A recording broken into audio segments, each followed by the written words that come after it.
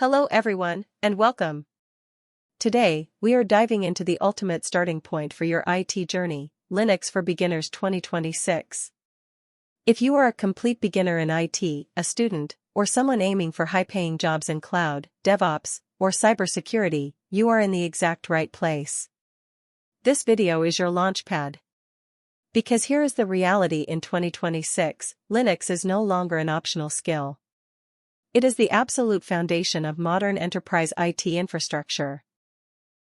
By the end of this video, you will understand exactly what Linux is, how it works under the hood, how to navigate your very first commands, and how the entire Linux system is structured. Let's get started. What is Linux? At its core, Linux is an operating system, just like Windows or Mac OS. It manages your hardware and your software. But the core philosophy? Completely different. Linux isn't just an alternative to Windows, it is the backbone of the modern internet. While Windows and macOS are proprietary, meaning their source code is a locked-down trade secret owned by Microsoft or Apple, Linux is open source. It's free, transparent, and built by a global community. While you can use a graphical desktop, the real power happens in the terminal. In Linux, you aren't just a user, you are the master of the system. Let's look at how Linux stacks up against the giants. First, cost. With Windows, you are paying for licenses per user or per server. With Linux, it's completely free under the GPL license. You can spin up 1,000 enterprise servers without spending a single dime on licensing. Second, transparency. Windows is a black box. You can't see how it works under the hood. Because Linux is open source, you, or anyone in the world, can audit the raw code, patch bugs, and verify that your data is actually secure. Third, stability. We've all seen the dreaded Windows is updating screen at the worst possible moment. Linux is built for pure uptime. In the enterprise world, Linux servers can run flawlessly for years without ever needing a single reboot. You might not see it on your everyday desktop, but Linux owns the world. Let's look at the cloud.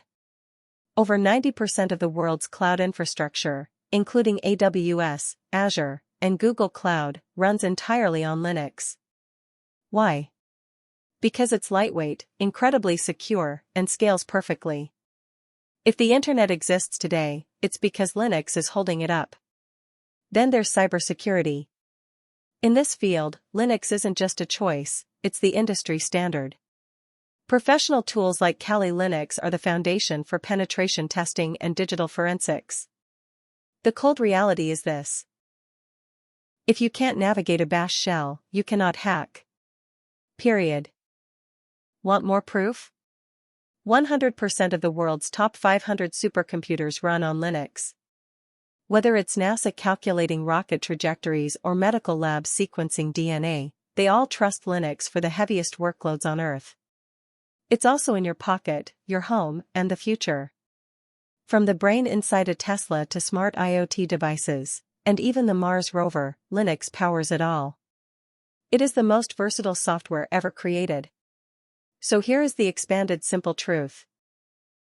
If you want a career in DevOps, cybersecurity, cloud engineering, or data science, Linux is the foundation.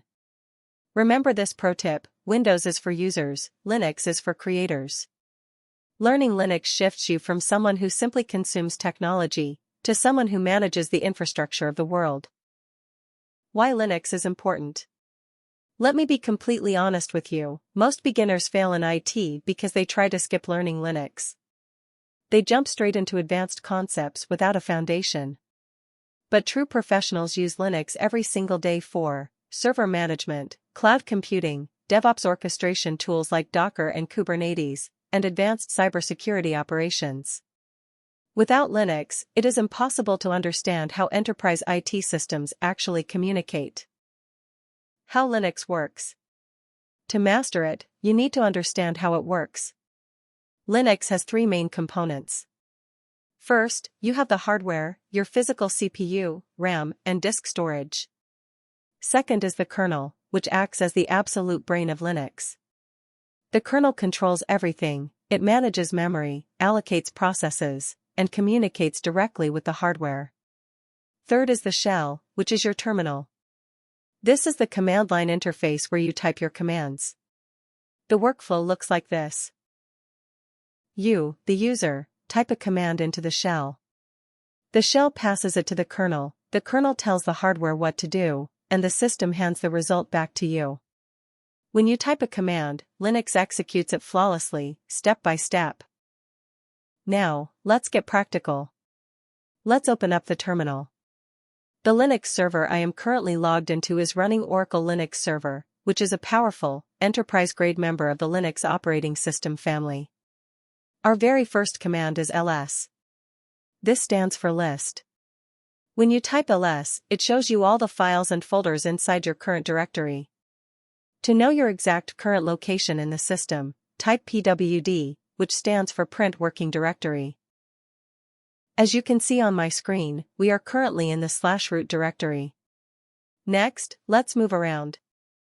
To change our directory over to the home folder, we use the cd command, type cd/home. If we run pwd again, you can see our current directory has successfully changed from /root to /home. Now, let's create a new folder using dir, which stands for make directory. We will type dir Linux 2026. To verify if our new folder was actually created, let's run the ls command again. There it is, Linux 2026. Let's step inside that folder using cd Linux 2026.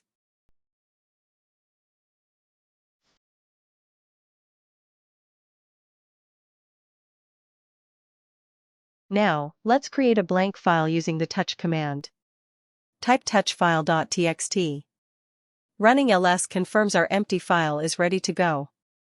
To write text directly into this file, we are going to add the phrase, "My name is Lul, I am DevOps engineer."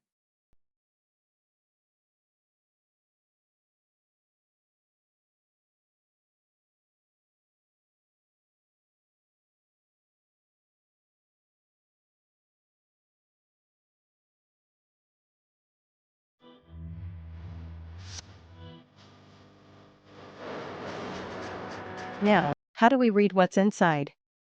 We use the cat command, which displays file contents on your screen. Type catfile.txt. There is our text. If you can master these basic movements, you are already ahead of most beginners. And write down this golden rule of system administration: in Linux, everything is a file.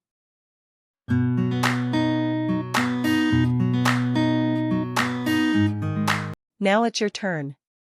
Pause the video right here and try this exact hands-on mini practice workflow in your own terminal. 1. Dir test Linux. 2. Cd test Linux. 3. Touch myfile.txt. 4. ls. 5. pwd. Running through these steps introduces you to your very first real-world Linux operational workflow. If you successfully completed this video and ran those commands, congratulations, you are no longer a complete beginner. But this is just the beginning of your journey. In the next video, part 2, we will cover advanced topics like user permissions, directory structures, and package management. These are the core skills that transform you into a true Linux systems engineer. If your ultimate goal is to break into the industry as a DevOps engineer, a cloud infrastructure specialist, or a cybersecurity expert, Linux is your definitive first step. Hit that subscribe button right now, turn on notifications, and drop a comment below if you cleared part 1. Stay tuned, because part 2 is going to take us much deeper into the system. See you in the next one.